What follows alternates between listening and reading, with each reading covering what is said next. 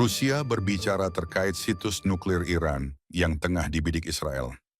Menlu Rusia Sergei Lavrov memperingatkan Israel untuk tidak menyerang nuklir Teheran. Ia menegaskan tak ada alasan bagi Israel untuk menyerang fasilitas nuklir Iran. Pasalnya, Badan Tenaga Atom Internasional yang memantau ketat aktivitas nuklir belum melaporkan tanda-tanda militerisasi dalam program nuklir Iran.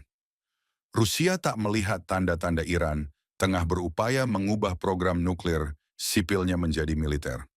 Oleh karena itu, serangan Israel terhadap fasilitas nuklir Iran akan memicu provokasi serius.